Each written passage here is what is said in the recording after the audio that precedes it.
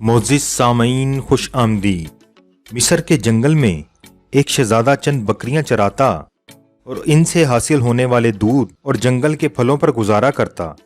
वो था शहजादा, मगर ना तो इसमें शाहों वाला गुरूर था और ना ही वो जाहो जलाल।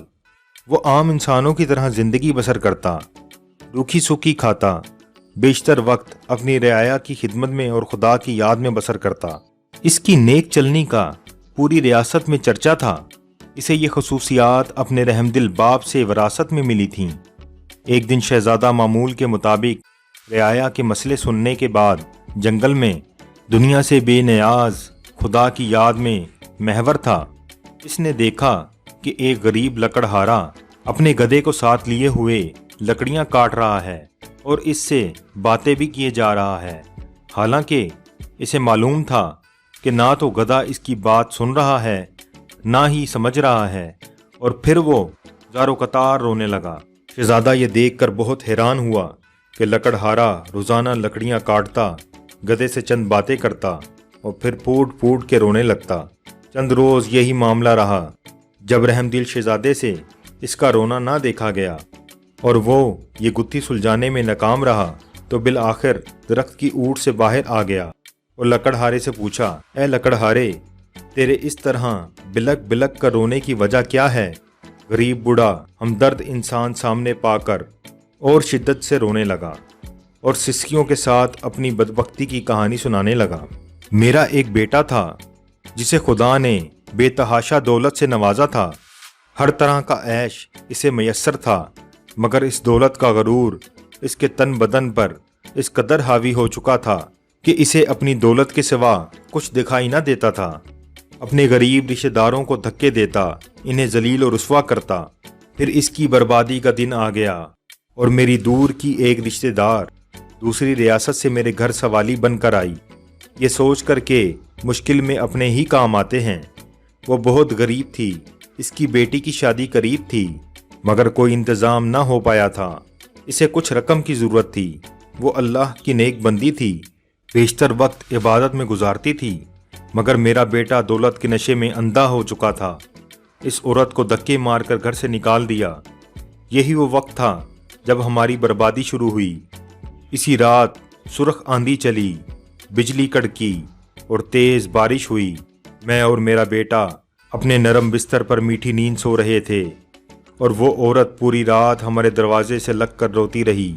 शदीद तूफान और रात के घने अंधेरे में दूसरी रियासत वापस जाना इसके लिए मुमकिन न था, और वो ज़ईफ़ औरत पूरी रात इस तूफ़ान का मुकाबला करती रही और मेरे बेटे को रहम न आया।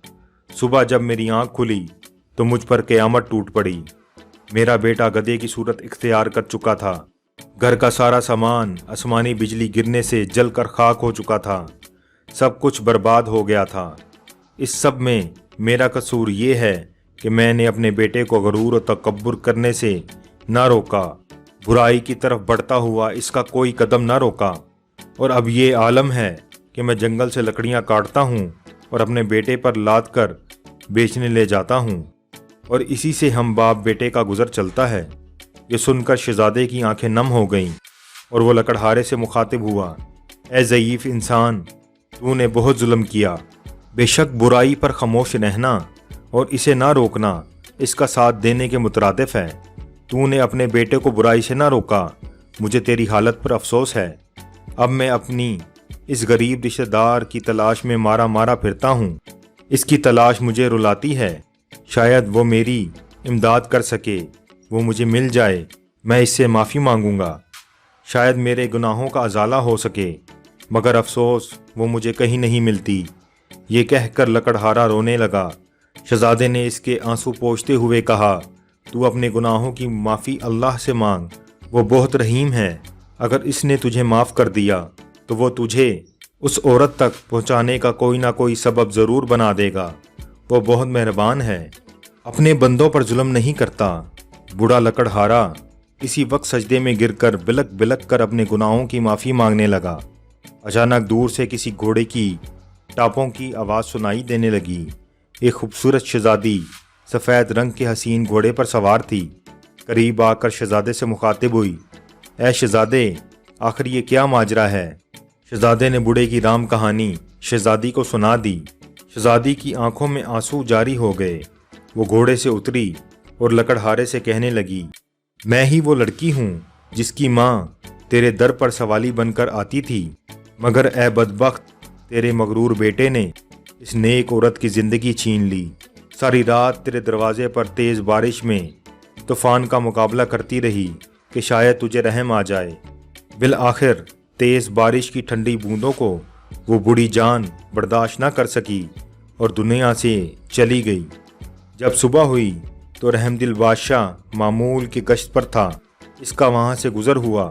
وہ میری ماں کو جب گھر لایا تو ماں کی لاش دیکھ کر میرے پیروں تلے سے زمین ہی نکل گئی۔ اب میرا سہارا کوئی نہ تھا۔ بادشاہ یہ سب دیکھ کر بہت پریشان ہوا۔ بالآخر اس نے مجھے اپنے ساتھ لے جانے کا فیصلہ کیا۔ کچھ عرصے میں اس محل میں ہی رہی اور اس نے مجھے نیک لڑکی پا کر اپنے بیٹے سے شادی کر دی۔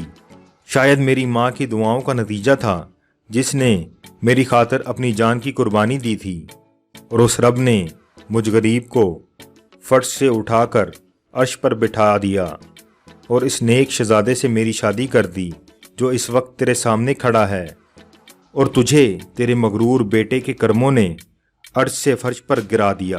خدا کی قدرت دیکھ کر لکڑہارا شرمندگی سے زمین میں گڑتا جا رہا تھا اور رو رو کر شہزادی سے معافی مانگی۔ شہزادی بہت رحم دل تھی۔ لکڑہارے کے آنسو سے اس کا دل بھر آیا اور اس نے اس کو معاف کر دیا۔ خدا کی قدرت، لڑکا اس لمحے اپنے اصل روپ میں واپس آ گیا اور خدا کے حضور سجدے میں گر گیا اور شہزادی سے بھی معافی مانگنے لگا۔